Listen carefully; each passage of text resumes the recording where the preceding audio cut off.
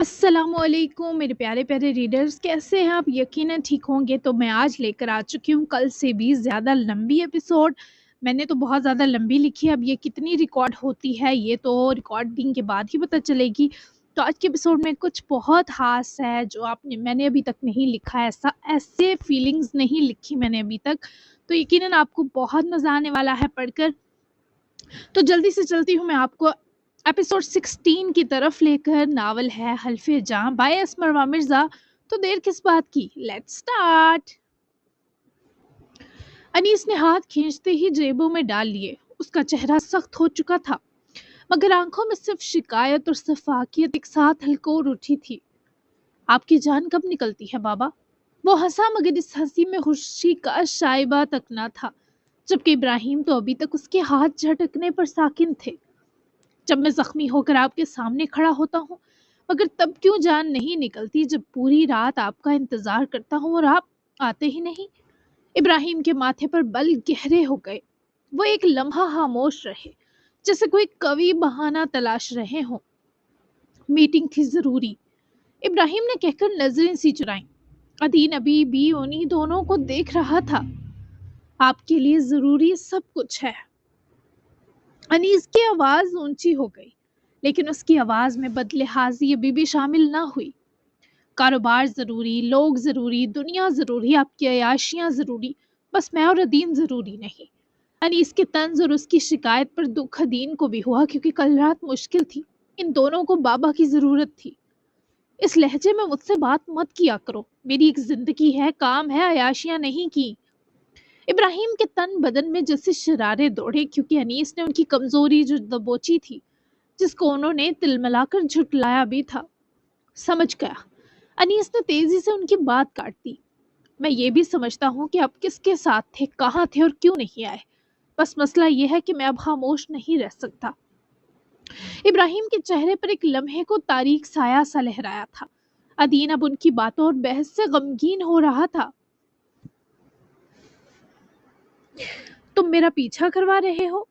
इब्राहिम की आंखों की घबराहट देखने के बाद अनीस को पीछा करने की जरूरत ही महसूस ना हुई। नहीं, मैं बस वो सब देख रहा हूँ जो आप दिखा रहे हैं, दिखाते जा रहे हैं। आपकी जो उम्र है, इस उम्र में अयाशियों और मज़ों से भी दिल उगता जाता है। बच्चे अहम होते हैं कि कल को मर गया तो कुछ पढ़कर बख्शवाएंगे, पर आपको शायद अपनी जन्नत का पूरा यकीन है कि मिलेगी ही। अनीस के सख्त लहजे पर इब्राहिम ने नजरें चुरा ली। बकवास बंद करो अनीस, वरना मेरा अब हाथ उठ जाएगा। क्या हो गया कल रात जो ये सब तकरीर झाड़ रहे हो? अदीन की छुट्टी थी, तुम भी घर थे, तो तभी मैं अपने कामों में मसरूफ हो गया। क्या गुनाह कर दिया मैंने? इब्राहिम का सब्र जैसे जवाब दिया तो वो धाड़ उठे, जबकि अदीन भी उठकर इन दो की तरफ आया था। कल रात अगर कुछ हो जाता मुझे या अदीन को, खुदा ना खास्ता, तो आपको शायद खबर भी ना होती। आप अपने ज़रूरी काम निपटा कर ही लौटते। मुझे तो यकीन है आप मेरे जनाजे में भी शरीक नहीं होंगे, कि आपकी अपनी ज़िंदगी और काम अहम है। आखिरी जुमला इब्राहिम के सीने में तीर की तरह लगा। वो एकदम खामोश हो गए, आंखें नम होने लगी, मगर अना ने आंसुओं को बाहर आने ना दिया। अनीस के अल्फाज उनके कलेजे को कई टुकड़ों में बांट गए थे। ऐसी बातें मत करो, जनाजा उठे तुम्हारे दुश्मनों का। क्यों मारना चाहते हो मुझे अनीस? इब्राहिम की आवाज नम होकर तकलीफ से मध्यम पड़ गई। आपको कहा था हर रात डिनर घर पर करेंगे। ये बात आपको कह कह कर मेरा दिल खत्म हो गया, पर आपको असर नहीं होता बाबा। डरे उस वक्त से जब मैं आपसे ये शिकवों के बहाने भी बोलना छोड़ दूंगा। मुझे ना सही, अदीन को इग्नोर मत किया करें। ये बच्चा आपकी जिम्मेदारी है। उसे आपके वक्त और प्यार की जरूरत है। उसे आपके हौसले और हिम्मत की जरूरत है। वो अपने लिए लड़ना तो कब का छोड़ चुका था। अदीन जिस जहनी अजियत से गुजरा था, उसकी बाबा को खबर नहीं, उल्टा वो अपनी ही मौज मस्ती में थे। ये अनीस को दुखी कर रहा था। तुम भी मेरे बेटे हो। अनीस ने तलखी से बाबा को देखते सर हिलाया। हाँ बेटा हूँ, पर सिर्फ नाम का। कि जो वाकई बेटा है उसकी फिक्र करे। मुझे तो आप अब ये भी कहें कि कचरे से उठाया था, तब भी मुझे लगेगा हाँ ऐसा ही हुआ था। अगर मेरी बातें सुननी या समझनी नहीं तो मुझे बेटा मत कहे, ना मेरी तकलीफ पर तड़पे। अदीन को पास आता देखे अनीस ने अपनी बात खत्म की, जिस पर दोनों ने बैक वक्त अदीन की आंखों की नमी देखी। मेरे लिए मत लड़े आप दोनों भाइयों, आप इनको इनकी जिंदगी जीने दें। मैं अपना ख्याल खुद रख सकता हूँ। بابا سے مت شکوا کریں، یہ اپنا بیسٹ دیتے تو ہیں۔ عدین سے ان دونوں کے جھگڑے برداشت نہ تھے۔ وہ انیس سے منت کر اٹھا تو ابراہیم کو بھی شرمندہ ہونا پڑا۔ ہاں تم اپنا خیال رکھ سکتے ہو عدین، مجھے یقین ہے۔ کل کے بعد تو یقین کے ساتھ امید بھی جڑی ہے۔ خیر جاؤ چائے بنا ہی لو، سر درد کر اٹھا ہے، کوکیز بھی کھاؤں گا۔ عدین نے اپنی نم آنکھیں رگڑی اور دونوں کو امید افزا نگاہوں سے دیکھتا وہاں سے گیا تو انیس نے بابا کی آنکھوں کو بھی بھیگتے دیکھا جو وہ نہیں سہ سکتا تھا۔ عدین کو اکیلا مت چھوڑا کرے بابا، میرا اس کے ساتھ ہونا نہ ہونا ایک سا ہے۔ وہ مجھ سے زیادہ حساس ہے تو آپ کو اسے توجہ سے سنبھالنا ہوگا۔ یہ میری آپ سے آخری بار التجا ہے، اس کے بعد آپ کو اپنی لاپرواہیوں کے سنگین نتائج بھگتنے پڑیں گے۔ وہ فوری پلٹا مینشن کی طرف قدم بڑھائے، چند قدم جا کر رکا، پیچھے مڑے بغیر بس اذیت سے بولا تھا اور یہ کہہ کر اندر عدین کے پیچھے ہی چلا گیا۔ لان میں خاموشی پھیل گئی۔ ابراہیم وہیں کھڑے رہ گئے، ہاتھ فضا میں معلق، اور سانسیں تو انیس گھوٹ ہی گیا تھا۔ وہ لوگ پہنچ چکے تھے۔ پورا راستہ منائم کی آنکھیں خشک نہ ہوئی۔ خضر یہی سوچ رہا تھا، اس کی لاپرواہی کی شاہکار بہن کو اچانک سے کیا ہو گیا؟ وہ لڑکی تو من موجی سی تھی، الٹا خضر کمزور تھا۔ وہ اکثر ماما بابا کی بے توجہی پر ڈپریس ہو جایا کرتا تھا تو منائم ہی اس کو ہمیشہ سمجھاتی کہ ماما بابا بزی ہیں، وہ ہمارے لیے ہی کماتے ہیں، تبھی ہمیں ان کے کم ملے وقت پر کمپرومائز کرنا ہے۔ خضر نے کبھی اسے یوں روتے نہیں دیکھا تھا۔ وہ ہنس مکسی، کسی کی بھی فکر نہ کرنے والی اب ایک شخص سے دور آنے پر رو رہی تھی، جیسے قدرت نے اچانک اس کی یاداشت کا ایک لوتا حصہ بنا دیا تھا۔ خضر کی اپنی آنکھیں سرخ ہو رہی تھی۔ گاڑی ملک پیلس کے پورچ میں روکتا وہ منائم کی طرف دیکھ رہا تھا جو بہت زیادہ بے بس اور نڈھال لگ رہی تھی۔ منائم کیا ہو گیا تمہیں میری جان؟ تم تو مجھے سٹرونگ بناتی آئی ہو، پھر اب خود ایسے کیوں ہو رہی ہو؟ ادھر دیکھو میرا بچہ، بھائی سب ٹھیک کر دیں گے، رو نہیں۔ یہ سچ ہے اس گھر میں ہماری کبھی پرواہ نہیں کی گئی، لیکن ہم دونوں نے ایک دوسرے کی بہت کی خیال رکھا، اس لیے یہ مت سمجھنا کہ میں تمہیں اس حال میں اکیلا چھوڑوں گا یا کسی کے رحم و کرم پر ڈال دوں گا۔ خضر نے خود ہاتھ بڑھا کر منائم کے آنسو پونچھے پر وہ مزید سسک اٹھی۔ اسے اب کچھ یاد نہ ہونے پر بھی تکلیف ہو رہی تھی۔ خضر بھلے اس سے 3 سال بڑا ہو پر ہمیشہ بڑی بہن وہ بن کر رہی تھی، اور آج شاید خضر کی باری تھی کہ وہ منائم کا واقعی میں بڑا بھائی بن کر دکھاتا۔ بھائی مجھے مہویر کے پاس جانا ہے، مجھے دور نہیں جانا۔ آپ نے دیکھا نا وہ مجھ سے زیادہ زخمی ہے، ان کا کون خیال رکھے گا؟ مجھے فکر ہو رہی ہے۔ وہ ابھی بھی بس مہویر کا ورد ہی کر رہی تھی، جیسے دل دماغ اور شعور میں بس اسی کا حوالہ قید ہو۔ میں اسے لے آؤں گا تمہارے پاس، فی الحال رونا بند کرو، ماما بابا کو سب بتانا ہوگا پہلے۔ بس تم میری بہت سٹرونگ بنائے، ویسے رو نہیں، آ جاؤ شاباش۔ وہ کچھ حوصلے میں آئی اور خضر پہلے باہر نکلا، پھر اس نے منائم کی طرف آ کر گارڈ ڈور کھولے، ہاتھ بڑھا کر منائم کا ہاتھ پکڑتے اسے باہر نکالا۔ منائم کی سوجی سرخ آنکھوں میں اپنے ہی گھر کے لیے اجنبیت بری دیکھ کر خضر کا دل بھی کٹا، پر وہ سمجھ گیا کہ اس پر اللہ نے بہت ذمہ داری ڈالی تھی جسے وہ ہر صورت پوری کرنا چاہتا تھا۔ جبکہ عاصم المیر اور محراب کا آمنا سامنا بھی ہو چکا تھا، اس نے شیئرز ٹرانسفر کے پیپرز آ کر عاصم ملک کے منہ پر مارے تھے۔ یہ عاصم ملک کے لیے ایک اور دماغی جھٹکا تھا۔ خود تم نے ساری زندگی زبردستی مجھے اپنے ساتھ باندھا اور باہر تم خود گل چھڑے اڑاتے رہے عاصم۔ شیم آن یو، اور کس قدر گھٹیا ہو کہ اپنی جائز اولاد کو ایسے چھپا رکھا تھا جیسے وہ کوئی گناہ ہو تمہارا۔ اگر وہ عرشیہ المیر نامی لڑکی واقعی تمہاری اور سوہا کی بیٹی ہے تو اسے تم دونوں پر 2 حرف بھیجنے چاہیے، اپنی ماں کی بزدلی پر اور تمہاری بے غیرتی پر۔ محراب کی آواز آج مدھم ہونے والی نہ تھی، اس کے اندر لاوا بھرا تھا جو آج باہر نکل کر عاصم المیر ملک کو جلا کر راکھ کر دینا چاہتا تھا۔ ہاں بیٹی ہے وہ میری، کل پوری دنیا جان جائے گی۔ تم نے تو مجھے کام کی اولاد نہیں دی جو میرا بزنس سنبھال پاتی، لیکن وہ بہت کام کی ہے۔ رہی بات ان شیئرز کی، تو تم انہیں بیچ کر بہت بڑی غلطی کر رہی ہو۔ ان کو بیچنے کے بعد تمہارا ملک ہولڈنگز میں کوئی اختیار باقی نہیں رہے گا، اور اس نئے پارٹنر کو تو میں 2 دن ٹکنے نہیں دوں گا۔ ایک بار پھر سوچ لو، مجھ سے الگ ہونے کی قیمت تم کچھ زیادہ بڑی چکانے پر تیار ہو گئی ہو۔ عاصم تو اسے بیوقوف سمجھ رہا تھا، پر اسے کیا پتا یہ نیا پارٹنر موسابوان ہوگا اور اسے کمپنی سے نکالنا دور، ہلانا تک عاصم المیر ملک کے بس میں نہیں ہوگا۔ پہلے اپنی بیٹی کو بازیاب تو کروا لو، پھر آگے بات کرتے ہیں۔ شیئرز میں نے ٹرانسفر کر دیے ہیں، تمہارے اس پارٹنر کا نام ابھی راز ہے. تم یہ سب سمیٹ لو، پھر تمہیں سرپرائز دوں گی. مجھے تم سے طلاق چاہیے. میں اپنے ہر حق سے دستبردار اسی لیے ہوئی ہوں. ویسے بھی اب مجھ کنگلی عورت کے ساتھ تم نکاح میں نہیں بننا چاہو گے، کیونکہ اب میرے پاس ایک NGO اور تھوڑے سوشل ورک کے سوا کچھ نہیں رہا. بچوں پر ہولڈ دونوں کا رہے گا پہلے کی طرح، پر تم ان دونوں کی ذاتی زندگی میں کسی قسم کی مداخلت نہیں کرو گے. یہ سب عاصم ملک نے تو مسکرا کر سنا، مگر زمین تو ہزر ملک کے پیروں سے سرک گئی تھی. اس نے منائم کا ہاتھ پکڑ رکھا تھا، جو ناسمجھی سے ان دو لوگوں کو دیکھ کر پہچاننے کی ناکام کوشش میں لگی تھی. کیا کہہ رہے ہیں آپ؟ ہماری ایک بہن اور بھی ہے، آپ دونوں الگ ہو رہے ہیں؟ ہزر کی عقب سے رندی آواز پر محراب اور عاصم بیک وقت پلٹے. ہزر کی آنکھوں میں سرخائی کھلی تھی، جبکہ اس کے ساتھ منائم بھی تھی، جس کا سر سا پھر چکرانے لگا تھا. تم اسے لے آئے، اچھا کیا. تم دونوں بھی سن لو کہ ہم الگ ہو رہے ہیں. تم دونوں کو بھی مینٹلی تیار ہونا ہوگا. منائم تم ٹھیک ہو بچے؟ یہ چوٹ؟ عاصم المیر ملک کی سفاکیت پر ہزر کو افسوس ہوتا رہتا تھا، پر آج اپنی اس ماں پر بھی ہوا جو ہمیشہ اچھی ماں بننے کے ڈرامے کرتی آئی تھی، جیسے انہیں اپنے بچوں کے سوا کچھ بھی عزیز نہ ہو. جبکہ منائم کے ماتھے کا زخم تو اب ان کو نظر آیا. آپ دونوں کی اطلاع کے لیے بتا دوں کہ منائم اس حالت میں نہیں کہ اس سب کو سہ سکے. اسے میں کمرے میں چھوڑا ہوں، پھر بات کرتے ہیں. ہزر کا لہجہ دہک رہا تھا، جبکہ عاصم اور محراب دونوں اس کی بات نہ سمجھ سکے. منائم بھی انہیں اجنبیت سے دیکھ رہی تھی. کیوں، کیا ہوا ہے منائم کو؟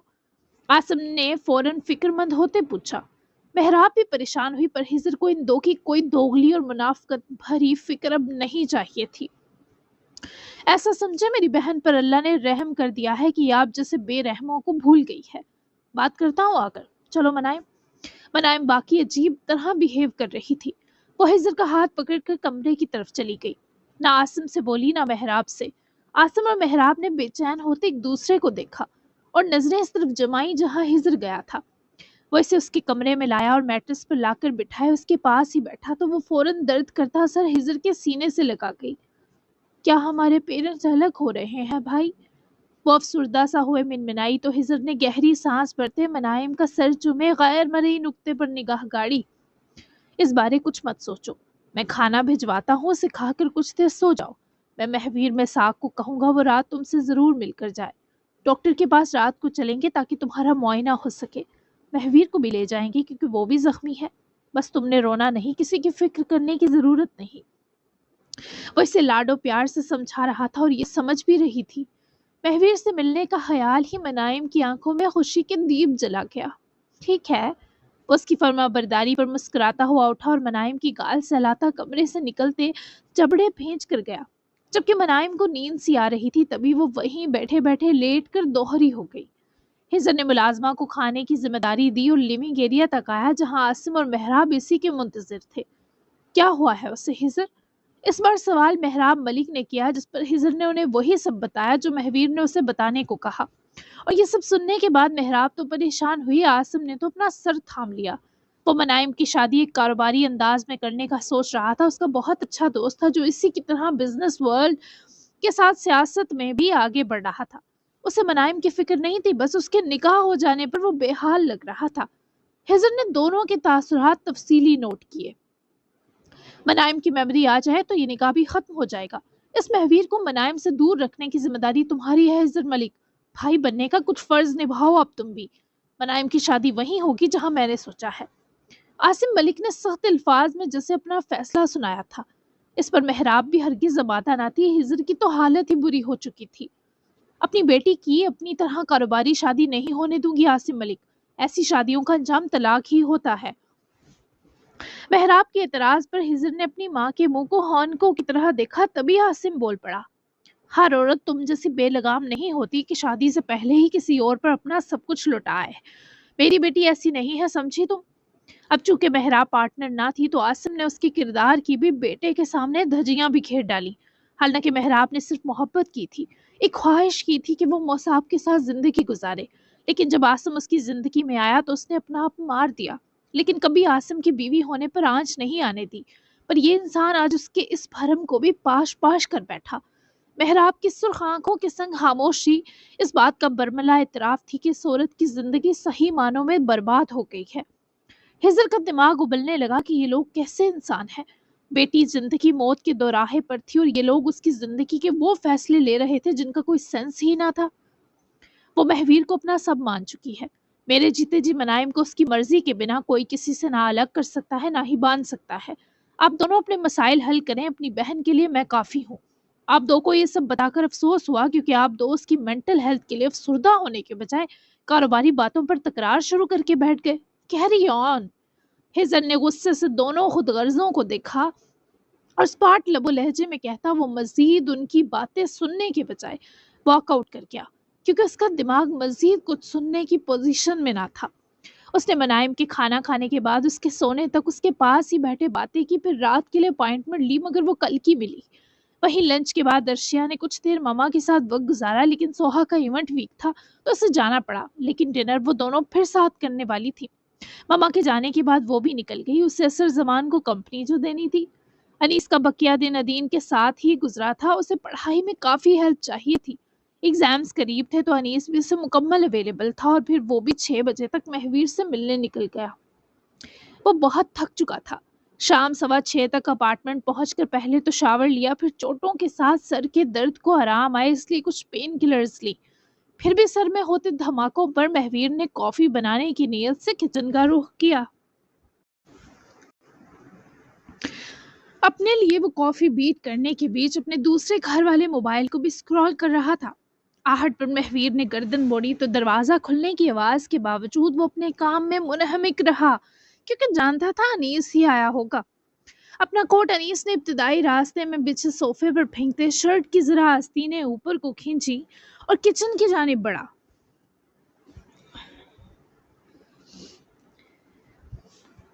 جہاں سے مہویر کافی بیٹ کرتا نظر آیا۔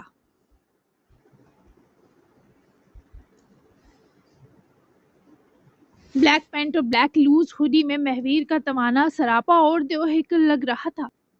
تمہارے لیے بھی بناؤں؟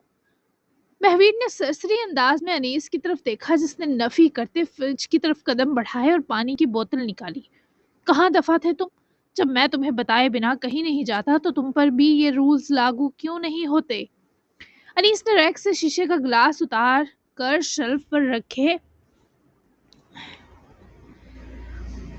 پانی کی بوتل کا ڈھکن کھول کر گلاس بھرنے کے بیچ غصے سے مہویر کی جانب دیکھا، مگر اس کے ماتھے اور جبڑے کے زخم دیکھ کر انیس کو فطری فکر گھیر گئی، لیکن وہ ظاہر نہیں کر سکتا تھا۔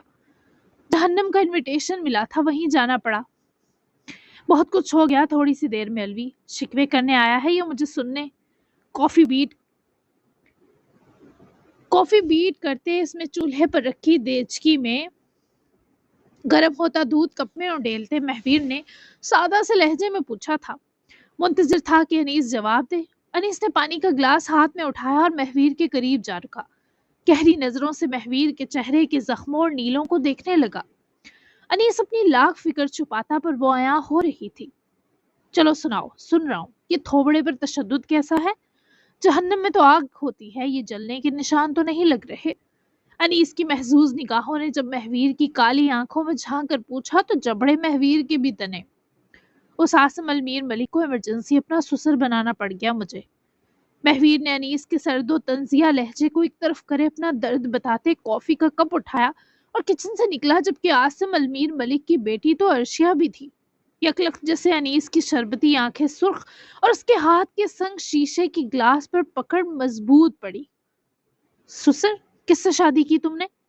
انیس کی ضرورت سے زیادہ بھاری آواز پر مہویر کچن کے کنارے رک کر پلٹا، مگر جب اس نے انیس خان ملوی کی سرخ آنکھیں اور گلاس پر پکڑ دیکھی تو مہویر مساق کی پلکیں اشتیاق سے بہلیں۔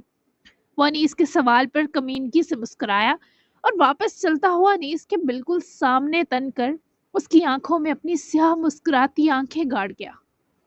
اسے کیا ہو گیا؟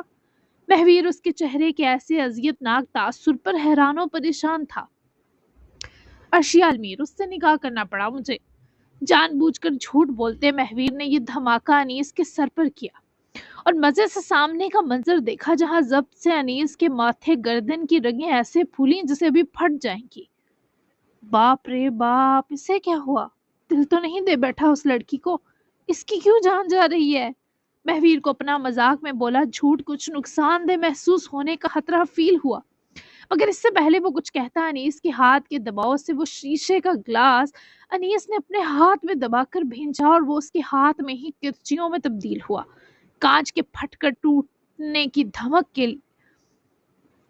کے لیے خود مہویر بھی تیار نہ تھا، تب ایک دم پیچھے ہٹا۔ اپنا کافی کا مگ گھبرا کر شیلف پر رکھے وہ انیس کے ہاتھ کو تھام گیا، جہاں کانچ کے کئی ٹکڑے انیس کی ہتھیلی میں کھپ گئے، پر مجال ہو جو انیس کی اذیت بری چپ میں کمی آئی ہو۔ یہ کیا کر دیا تو نے؟ پتہ نہیں انجیکشن ہے یا نہیں۔ بے وقوف آدمی، کھول مٹھی، انیس مٹھی کھول، خون بہ رہا ہے۔ اوے کمینے مٹھی کھول، ہٹ یہاں سے، ادھر نکل۔ مہویر نے اس کو باقاعدہ پکڑ کر گھسیٹے باہر لا کر کاؤچ پر پڑھا، جبکہ خود وہ اس بد دماغ کا خون روکنے اور بینڈیج کرنے کو کچھ لینے دوڑا۔ انیس نے اپنی مٹھی کھول کر اپنے لہو لوہان ہاتھ کو دیکھا، جہاں لگے کٹ سے خون ایسے نکل رہا تھا جسے نل سے بہہ رہا ہو۔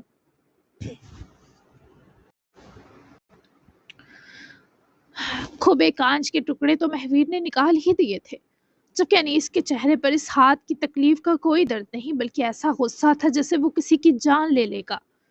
منائم ملک سے نکاح کیا ہے، ارشیا سے نہیں۔ مہویر دوڑتا واپس آیا۔ پہلے تو کوئی انجیکشن اس نے انیس کی بازو پر انجیکٹ کیا، پھر وہ پاس بیٹھے ٹیشو پیپرز کا گولا سا بناتے اس کے ہاتھ پر زور سے دباتا۔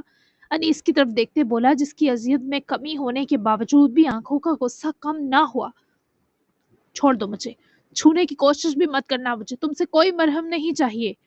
انیس نے حقارت سے اسے دیکھا اور مہویر کو پرے دھکیلتا ہوا اٹھا۔ ٹشو کا گولا بھی اس نے پکڑ کر مہویر کے پیروں میں پھینکا۔ مہویر بھی گھبرا کر اٹھا کہ ایسے انیس کے پاگل پن صرف اس کی موت تھے۔ الوی، میرا پہلے ہی دماغ خراب ہے، مزید مت کر۔ دیکھ آرام سے بیٹھ، خون ایک دم نہیں رکے گا، 10 منٹ لگیں گے، بیٹھ ورنہ مجھ سے برا کوئی نہ ہوگا۔ انیس کی لاگ جھٹکنے کی کوشش کے باوجود مہویر نے نہ صرف اسے بٹھایا بلکہ زبردستی مزید ٹشو نکال کر اس نے انیس کی زخمی ہتھیلی پر زور سے دبائے، تاکہ خون جمنے تک اس دباؤ سے مزید خون ضائع نہ ہو۔ انیس نے غصے سے منہ دوسری طرف پھیر لیا، پر مہویر دیکھ سکتا تھا وہ سانس ٹھیک نہیں لے پا رہا تھا۔ انیس کے اس ری ایکشن پر مہویر جیسا آدمی ڈر گیا تھا۔ کیا ہوا ہے تجھے الوی؟ یہ کیا تھا؟ مذاق کر رہا تھا تجھ سے، سب ٹھیک ہے نا؟ کچھ دیر انیس کو اس کیفیت میں مبتلا دیکھنے کے بعد مہویر سے رہا نہ گیا تو پوچھ بیٹھا۔ اب تک خون رک چکا تھا، تبھی انیس نے اس کے ہاتھ سے اپنا ہاتھ جھٹکا اور ٹیشو خود اپنے ہاتھ پر دبائے۔ وہ کچھ بھی بولنے کے موڈ میں نہ تھا اور اس کے یوں کرنے پر مہویر کا دماغ ابلتا تھا۔ انیس، مجھے فکر ہو رہی ہے تیری۔ مہویر نے اس بار اس کی بازو چھنی چاہی تو انیس نے وہ بھی جھٹک دی، جسے وہ نہیں چاہتا تھا یہ کمینہ اسے ہاتھ بھی لگائے۔ کچھ بتانا ہے تو بتاؤ ورنہ جا رہا ہوں میں۔ انیس اپنے اس ری ایکشن کے بارے کچھ بولنا یا سننا نہیں چاہتا تھا، اور اس کی دی شٹ اپ کال مہویر سمجھ چکا تھا۔ اس معاملے کے بارے وہ انیس سے پھر کبھی بات کرتا، کیونکہ ابھی وہ بتانے کی پوزیشن میں نہ تھا۔ منائم ملک کو کھائی میں دھکیلنے گیا، پر اس نے مجھے بھی کھینچ لیا۔ اس کی یادداشت چلی گئی اور پھر مہویر نے اسے ساری تفصیل دی تو یہ پہلا لمحہ تھا جب انیس نظریں پھیرے مہویر کو دیکھنے پر مجبور ہوا۔ فاطمہ نور کا قاتل عاصم ملک ہے تو اس کے بچوں کا کیا قصور؟ سیدھا جا کر عاصم ملک کو مار دو، یا ویسے ہی ٹارچر کرو اسے جیسے باقی شکاروں کو کرتے ہو، وہ بھی خودکشی پر مجبور ہو جائے گا۔ ناانصافی کرنے کی کیا ضرورت ہے ولف؟ انیس کا لہجہ تیکھا ضرور تھا، پر اس نے بات ٹھیک کی تھی۔ مہویر نے سمجھنے والے انداز میں سر ہلایا۔ عاصم المیر ملک کی کوئی کمزوری نہیں ہے، نہ اب تک ہاتھ لگ سکی، اسے ٹارچر کروں بھی تو کیسے؟ یہی سمجھ آیا تھا کہ اس کے بچے مار دیتا ہوں۔ ارشیا کو بھی تبھی ٹپکانے کا کہا تجھے، مگر یہ سچ ہے اس کے بچے بے قصور ہیں، تبھی پلان بدل لیا۔ اب منائم ملک کے تھرو ہی میں عاصم المیر کی کمزوری تک پہنچوں گا۔ ویسے تو اس میں میری مدد کر سکتا ہے الوی، ارشیا سے تو نکاح کر لے، دونوں یار مل کر اس کی بیٹیوں کو استعمال کر کے اس قاتل کا انجام کریں گے، کیسا؟ مہویر کی سوچ اور یہ سب پلاننگ سنے انیس نے گہرا سانس کھینچا، پھر وہ پیچھے کاؤچ سے ٹیک لگا کر سر پیچھے جوڑ گیا۔ اپنی یہ گھٹیا سوچ اپنے تک رکھو، جو کرنا ہے کرو، مجھے اس میں گھسیٹنے کی ضرورت نہیں۔ انیس کے پاس ٹکا سا جواب تھا، لیکن ستم کے مہویر اس کے باوجود کمینگی سے مسکرایا۔ ہاں، تیرا تو کچھ اور ہی معاملہ لگ رہا ہے مجھے، بھلا میں تجھے کیسے گھسیٹنے کی جرات کر سکتا ہوں؟ اوف، وہ فاگ لگی ہوئی دکھائی دے رہی ہے مجھے پارٹنر۔ مہویر کے سامنے جو کچھ انیس سے ہو چکا تھا، اس کے بعد اس کمینے کی ایسی باتیں تو انیس کو برداشت کرنی ہی تھی۔ انیس نے سر اٹھا کر خونہار نظروں سے مہویر مساق کی جانب خاموش شٹ اپ کال دی، پر وہ آگے سے کہکہا لگاتا انیس کو اندر تک سلگا گیا۔ کلاس پہلے ہی ٹوٹا تھا، ذرا دباتے ہی وہ ٹوٹ کر میرے ہاتھ پر لگ گیا۔ بکواس کرنے کی ضرورت نہیں ورنہ میں چلا جاؤں گا مہویر۔ انیس نے اسے سرخ ہوتی آنکھوں سے دیکھا اور جبڑے بھیجنے پہلے مہویر کی نرس مسکراہٹ برداشت کی، پھر وضاحت دی جو انیس غانم نہیں دیتا تھا۔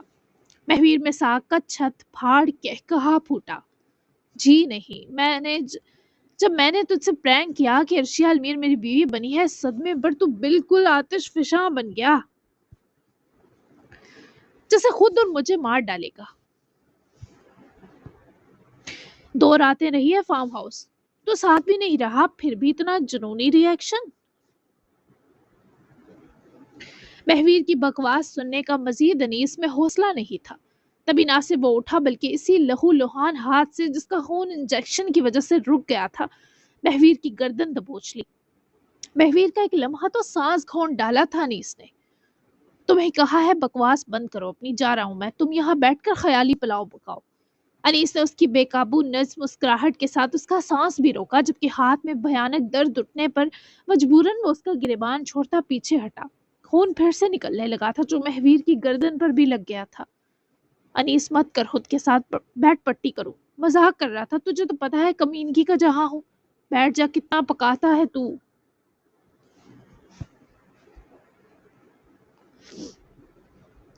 اس بار وہ سنجیدہ ہوا کیونکہ ایسے انیس کا خون بہنے بھی نہیں دے سکتا تھا۔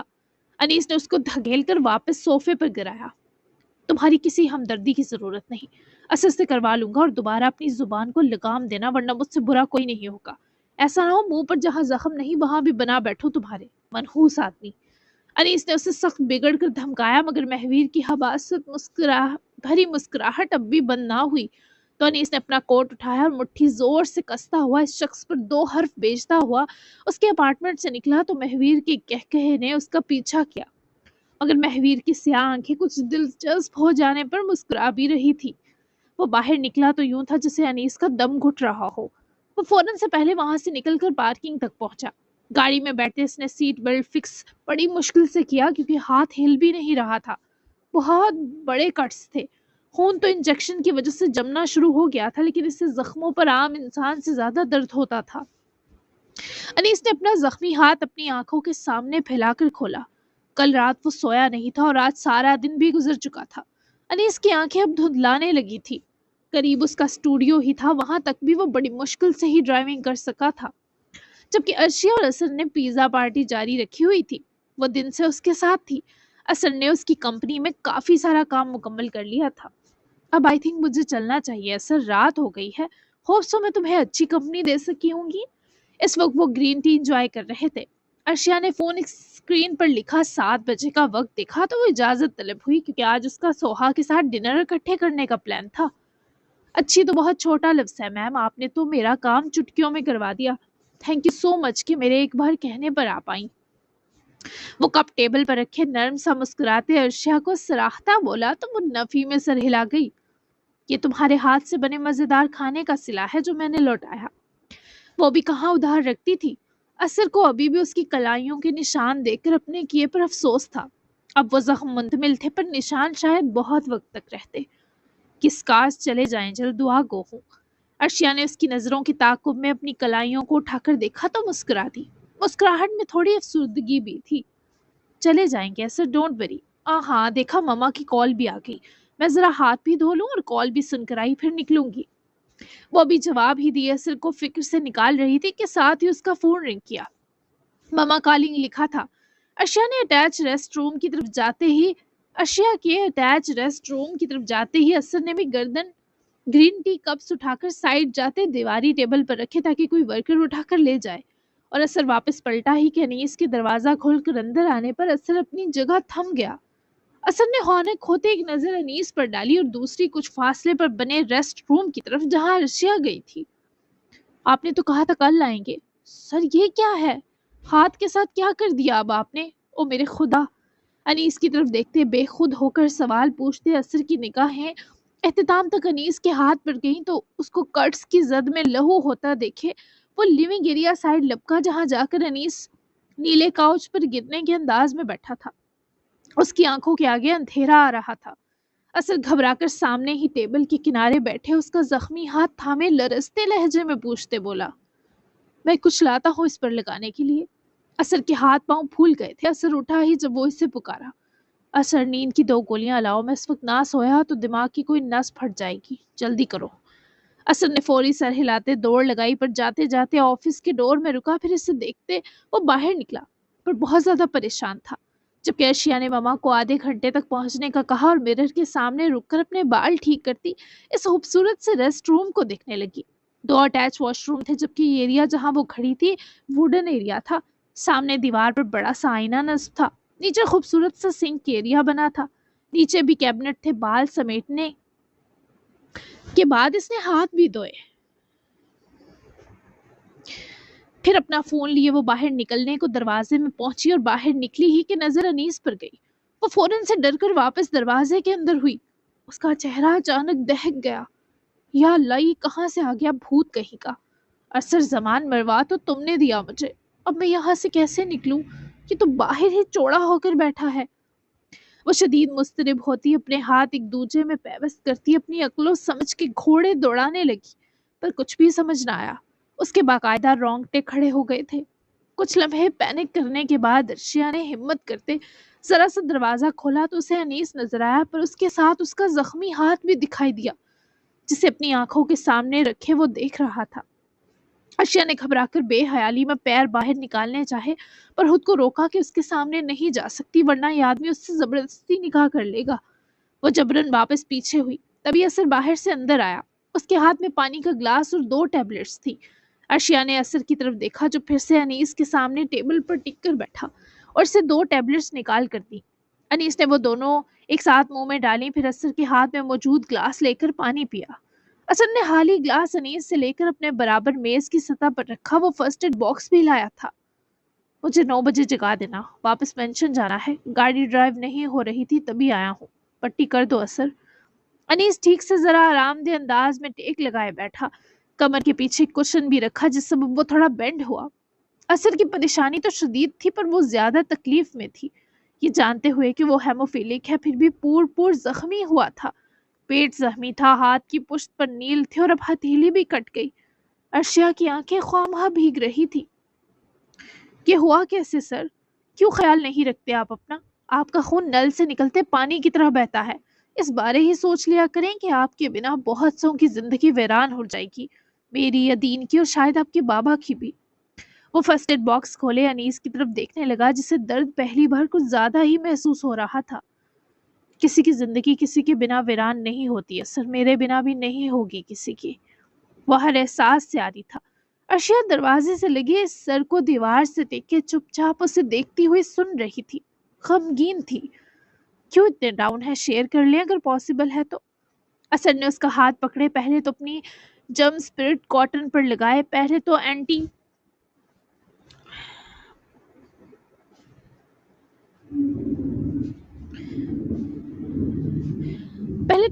جرم سپرٹ کاٹن پر لگائے، اس کے ہاتھ کے 3-4 کٹس کے ارد گرد جمع خون صاف کیا۔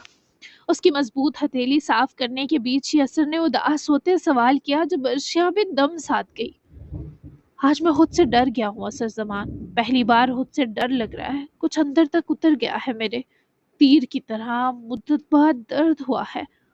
وہ نیند سی محسوس کیے، بس اتنا ہی بولا تھا۔ اثر کو اس کی آواز میں ہلکورتے درد نے بے چین کیا۔ وہ وہیں کچھ دور چھپ کر کھڑی تھی۔ انیس کی آواز سنتے ہی ارشیا المیر نے اپنی سانس روک لی، اس کے قدم پتھر سے بندھی زنجیر ہو گئے۔ وہ دیکھ رہی تھی، انیس کی آنکھ نم تھی، وہ اثر کے آگے سب کہتا تھا، وہ اس کا رازدان تھا، اور آج ارشیا المیر بھی اس کی رازدان بن گئی تھی۔ اسے لگا وہ اس تکلیف میں ارشیا کی وجہ سے مبتلا ہے، اور زندگی میں پہلی بار ارشیا المیر کو ٹھیک لگا تھا۔ ایسا کیا ہوا ہے سر؟ سوئے نہیں آپ کل؟ تبھی سٹریس ہو رہا ہے، سو جائیں، بہتر محسوس کریں گے۔ اثر نے اسپرٹ لگانے کے بعد کٹس پر بینڈیج لگا کر پٹی باندھی۔ اس کا پورا ہاتھ پٹی سے کور کرے ٹیپ لگا کر انیس کا ہاتھ واپس کیا تو انیس نے اپنی وہی زخمی ہتھیلی اپنے سینے پر رکھتے آنکھیں موند لی۔ وہ نیند میں بہت جلدی چلا گیا تھا۔ بیٹھے بیٹھے وہ کمفرٹیبل ہو کر جب سو گیا تو ارشیا کا خیال آتے اثر نے ریسٹ روم کی طرف دیکھا۔ وہ دروازے سے لگ کر کھڑی انیس کو دیکھ رہی تھی۔ آ جائے میم، ان کی نیند بہت گہری ہے۔ ارشیا نے سر ہلایا اور ڈرتی ڈرتی وہ آگے آئی کیونکہ خوفزدہ تھی وہ اچانک جاگ کر اس لڑکی کی جان پر ہی نہ بن جائے۔ ایسے بیٹھ کر سونے میں یہ کمفرٹیبل نہیں، تم اسے لٹا دو اثر، اس کا پیٹ بھی زخمی ہے، تھوڑا خیال کرو اس کا۔ وہ یوں تھی جیسے اسے انیس کا درد اپنے جسم پر محسوس ہو رہا ہو۔ وہ حساس تھی، تبھی کسی کو تکلیف میں دیکھنا اس کے لیے بہت مشکل تھا۔ اثر نرم سا مسکرایا اور کشن کاؤچ کی سائڈ سیٹ کرے اس نے انیس کی جھک کر گال تھپکی۔ ارشیا واپس دوڑ کر ریسٹ روم کے دروازے میں گئی کیونکہ انیس کا مسایا تھا۔ پھر اثر کے سہارا دینے کے بعد وہ وہیں کاؤچ پر لیٹا۔ کافی بڑا اور کمفرٹیبل کاؤچ تھا جس پر وہ پہاڑ سے موصوف بآسانی آ گئے۔ نیند انیس کی تب بھی نہ ٹوٹی، بس درد کی وجہ سے اس نے اپنا زخمی ہاتھ اپنے پیٹ والی پٹی پر رکھ لیا اور چہرہ تھوڑا کاؤچ کی سائڈ کیا تو ارشیا پھر سے آگے آئی۔ اثر اور ارشیا دونوں کی آنکھوں میں اس کے لیے نرمی اور اپنائیت تھی۔ سوتے میں کتنا معصوم لگ رہا ہے یہ گنڈا، وہ بے اختیار بڑبڑائی تو اثر کے ہونٹوں پر مسکراہٹ رنگی۔ وہ ارشیا کو وہیں ٹیبل کے کنارے بیٹھنے کا کہتا خود بھی دوسرے کنارے بیٹھا۔ دونوں ہی انیس کے پاس بیٹھے اسے ہی دیکھ رہے تھے۔ جاگتے میں بھی یہ معصوم ہی ہے، پتہ نہیں ہاتھ کو کیا کر کے آئے ہیں، آج یہ اداس ہے، بہت زیادہ اداس ہے میم۔ وہ اب تک انیس کے لیے فکر مند تھا۔ ارشیا اس سے دگنی تھی پر اس کے لیے وہ دونوں ابھی کچھ نہیں کر سکتے تھے۔ تم اس سے پوچھنا کہ کیوں اداس ہے، پھر مجھے ضرور بتانا۔ وہ اثر کی طرف دیکھے اسے تاکید کرتی بولی تو کتنی دیر اثر اس لڑکی سے نظریں نہ ہٹا سکا۔ آپ خود پوچھ لیجئے گا نا۔ اثر کی نرم خواہش پر وہ نفی میں سر ہلا گئی۔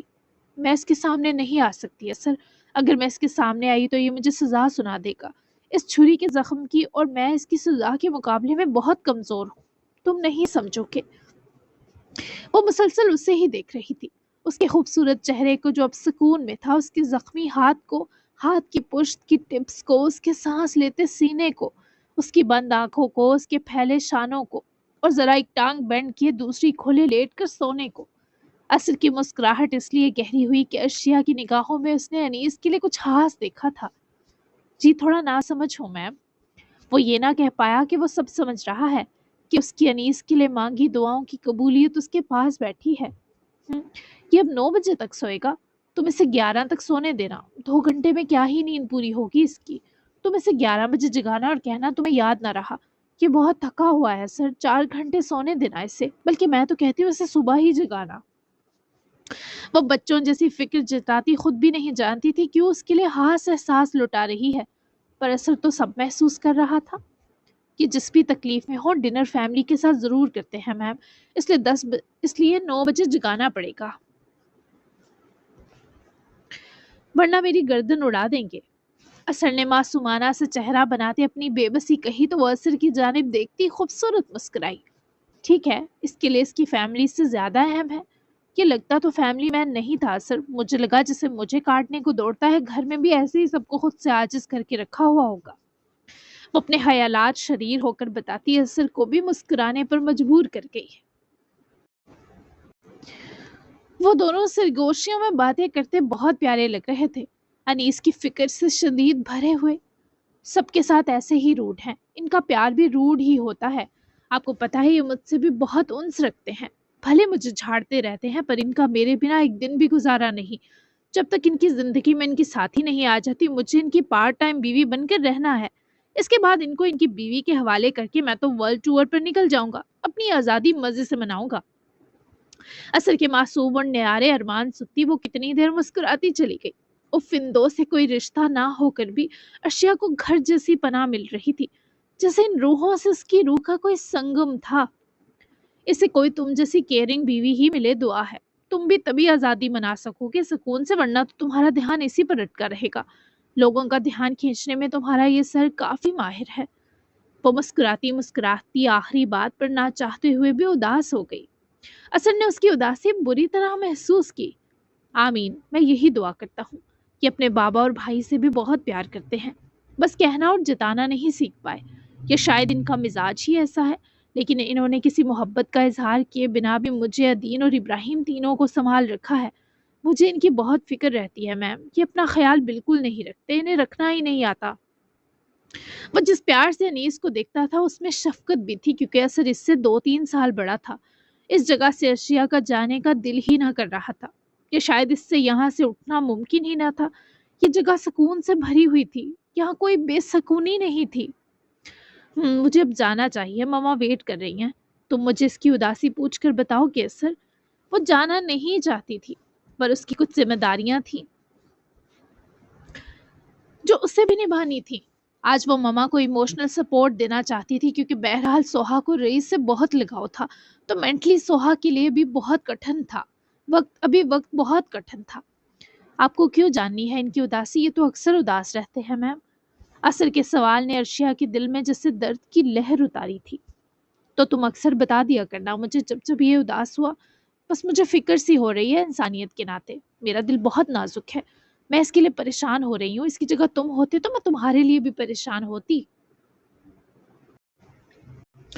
وہ اس کیفیت کو نارملائز کرنے کی بھونڈی کوشش میں منمنائی، پر اثر مسکرا دیا کہ یہ لڑکی تو واقعی جھلی نکلی ہے۔ اگر یہ مجھے بتا سکے تو میں آپ کو بھی ضرور بتاؤں گا۔